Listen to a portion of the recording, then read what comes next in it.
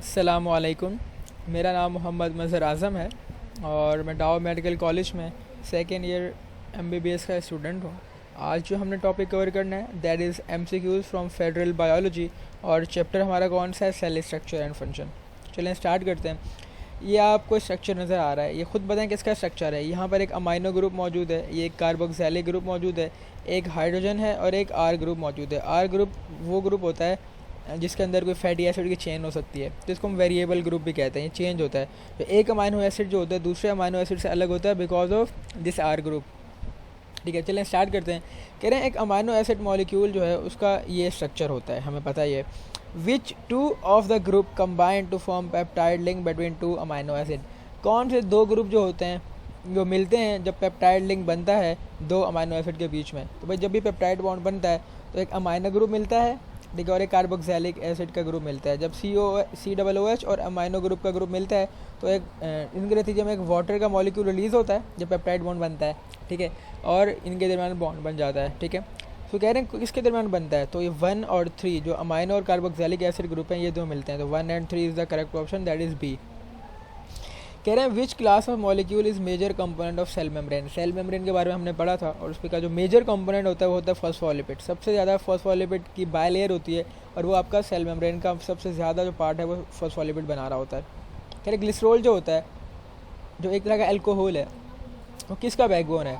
Neutral lipid में जो alcohol glycerol है वो बैकबोन है। कैसे, हमने पढ़ा था कि जो लिपिड्स हैं न्यूट्रल लिपिड ख़ास तौर पे ये जो फैटी एसिड होते हैं उन वही होते हैं। ठीक है, और कैसे होते हैं कि एक ग्लिसरॉल हो और उसके ऊपर 3 फैटी एसिड इस तरह लगे होंगे तो बन जाएंगे, ये क्या बन जाएगा, ये बन जाएगा आपका न्यूट्रल लिपिड। एक ग्लिसरॉल 3 फैटी एसिड, और जो न्यूट्रल लिपिड है वो इसकी टाइप है। और जब ये 3 यहाँ पर फैटी एसिड लगे हों और एक ग्लिसरॉल होते हैं, यहाँ ग्लिसरॉल जो है बैकबोन के तौर पर काम करता है न्यूट्रल लिपिड में। So glycerol is the correct answer, sorry neutral lipid. Fatty acid जो है अनसैचुरेटेड होगा अगर उसमें डबल बॉन्ड या ट्रिपल बॉन्ड होता है। ठीक है, हाइड्रोजन सबके अंदर होता है, एसिडिक ग्रुप भी हर फैटी एसिड के अंदर हो सकता है, लेकिन डबल बॉन्ड अगर होगा तो अनसैचुरेटेड होगा, सिंगल बॉन्ड होगा तो सैचुरेटेड, ट्रिपल बॉन्ड होगा तब भी अनसैचुरेटेड। सो एक बॉन्ड के अलावा जितने भी बॉन्ड होंगे वो अनसैचुरेटेड होगा।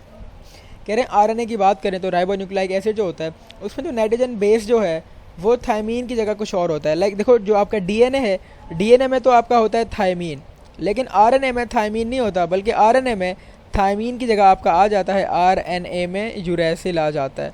तो यूरेसिल जो है वो थायमीन को रिप्लेस कर देता है। ये एमसीक्यूज़ का पॉइंट है, बहुत दफ़ा रिपीट होता है। कह रहे हैं कि आखिर में ओएस आ रहा है तो कौन सी चीज़ होगी, वो होगा आपका शुगर। ठीक है, हम कहते हैं ना राइबोज पेंटोज, तो शुगर में आखिर में ओज आ रहा होता है। ठीक है, ग्लाइकोलिपिड और लिपोप्रोटीन किसके इंपॉर्टेंट कंपोनेंट हैं, सेल की मेम्ब्रेन के, सेल वॉल के, या बोथ ऑफ देम के। सेल की मेम्ब्रेन के होते हैं ये इंपॉर्टेंट कंपोनेंट, सेल वॉल में इनका कोई इंपॉर्टेंट रोल नहीं है। सेल मेम्ब्रेन के इंपॉर्टेंट कंपोनेंट है आपके ग्लाइकोलिपिड और लिपोप्रोटीन, और यहाँ पर ये सेल सरफेस मार्कर के तौर पे एंटीजन के तौर पे यूज़ हो रहे होते हैं। जब दो अमाइनो एसिड मिलते हैं और पेप्टाइड लिंकेज बनता है, पेप्टाइड बॉन्ड बनता है, तो क्या रिमूव होता है, वाटर रिमूव होता है। ठीक है, और इसको हम क्या कहते हैं, कंडेंसेशन रिएक्शन कहते हैं। ठीक है, कंडेंसेशन रिएक्शन वो रिएक्शन है जिसमें दो चीज़ें मिलती हैं और एक बॉन्ड बनता है और उसके नतीजे में वाटर भी रिलीज़ होता है, तो उसको कंडेंसेशन रिएक्शन भी कहते हैं और या वाटर का रिलीज़ भी कहते हैं। कह रहे हैं what is theoretical number of different dipeptide that may be assemble from 2 amino acid. अगर 2 अमाइनो एसिड मिल रहे हैं तो कितने डाइपेप्टाइड बनेंगे, भाई 2 अमाइनो एसिड के मिलने से एक डाइपेप्टाइड बनता है। ठीक है, पोलर मॉलिक्यूल डैश है वाटर में, भाई इनसॉल्युबल होता है। ठीक है, इनसॉल्युबल होता है यानी कि वो रिएक्ट ही नहीं करता वहाँ पर, यानी रिएक्ट तो खैर कर जाएगा बट इनसॉल्युबल होगा। ठीक है, अब समझे वाटर है, वाटर में आपका एक ऐसा सॉरी पोलर मॉलिक्यूल है, I was wrong, polar molecule is soluble. वही पोलर मॉलिक्यूल वो होता है जिसके ऊपर चार्ज होते हैं, तो जो चार्ज वाली चीज़ें होती हैं वाटर में भी सॉल्युबल होती हैं बिकॉज वाटर के ऊपर वाटर में भी चार्ज होता है। So polar molecule is soluble in water. Polar water भी पोलर है, पोलर तो खुद पोलर है, सो सॉल्युबल होगा। कह रहे हैं कौन सी स्टेटमेंट वाटर की प्रॉपर्टी को सही से बताती है कि लार्ज हीट चाहिए होती है टेम्परेचर बढ़ाने में। ऑब्वियसली ये स्टेटमेंट करेक्ट है। नॉर्मल रूम टेम्परेचर पे जो मॉलिक्यूल होते हैं आयोनिक बॉन्ड के जरिए बने होते हैं, नहीं हाइड्रोजन बॉन्ड होता है, तो मैं सही कहता, तो बी तो गलत है। हाई डेंसिटी होती है वाटर की बिलो इट फ्रीजिंग पॉइंट, भाई अबव द फ्रीजिंग पॉइंट इसकी हाई डेंसिटी होती है। और वाटर क्यों, ये आप जो मैंने वीडियो बनाई है एनामलस बिहेवियर ऑफ वाटर, वो वीडियो ज़रूर देखें, उसमें मैंने ये बात डिटेल में बताइए कैसा रीज़न क्या है। वाटर जो है सॉल्वेंट के तौर पे काम करता है नॉन पोलर के लिए, नहीं भाई पोलर के लिए करता है, नॉन पोलर के लिए सॉल्वेंट का काम नहीं करता। तो A is the correct answer. Estrogen है आपका, विटामिन डी और कोलेस्ट्रॉल, ये किसके एग्जांपल हैं? ये सारे स्टेरॉइड हैं, ठीक है। एस्ट्रोजन है, विटामिन डी और cholesterol, these are all steroids. Which term include all others, कौन से ऐसी चीज़ है कि आप उसका नाम ले लो उसमें बाकी सारी आ जाएंगी? Carbohydrate, starch, monosaccharide, polysaccharide. भाई मोनोसेकेराइड कहते हैं एक कार्बोहाइड्रेट का मॉलिक्यूल, पॉलीसेकेराइड बहुत ज़्यादा कार्बोहाइड्रेट, स्टार्च तो पॉलीमर है कार्बोहाइड्रेट का। भाई कार्बोहाइड्रेट वो टर्म है, कार्बोहाइड्रेट एक ग्रुप है ना, बायो मॉलिक्यूल है, जो बायो मॉलिक्यूल का नाम है असली वो है कार्बोहाइड्रेट। तो ये स्टार्च हो गया आपका, या मोनोसेकेराइड, डाइसेकेराइड, पॉलीसेकेराइड, ये सारी इसी की टाइप्स हैं, तो कार्बोहाइड्रेट आएगा। Choose the pair that correctly complete the sentence, हम ऐसा पेयर बनाना है जो इस बात को सही से करेक्टली डिफाइन करे।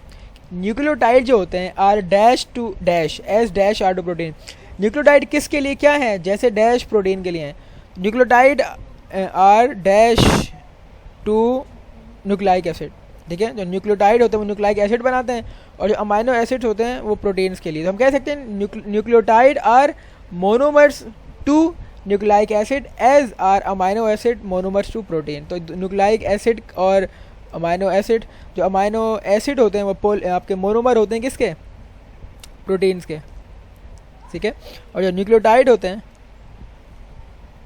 ठीक है, बिल्कुल ऐसा ही है कि न्यूक्लियोटाइड जो होते हैं वो बनाते हैं न्यूक्लिक एसिड, और जो अमाइनो एसिड्स होते हैं वो बनाते हैं प्रोटीन। तो ये इसका करेक्ट आंसर है।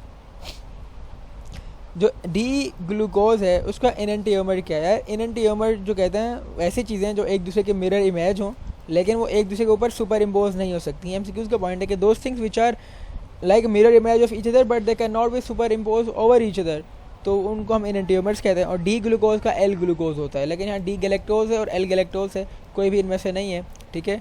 तो I would go with none of them. तो none of them is the correct answer कि डी ग्लूकोज का एल ग्लूकोज होता है, ठीक है। एल ग्लूकोज जो है एनेंटियोमर है आपके डी ग्लूकोज का। सो स्टूडेंट्स, ये था हमारा टॉपिक जिसमें हमने फेडरल बायोलॉजी के चैप्टर सेल के एमसीक्यूज डिस्कस किए, और मैं उम्मीद करता हूँ कि आपको समझ में आया होगा। इंशाल्लाह हम एक और वीडियो के साथ हाजिर होंगे और उसमें डिफरेंट चैप्टर के एमसीक्यूज सॉल्व करेंगे। और तब तक के लिए अल्लाह हाफ़िज़।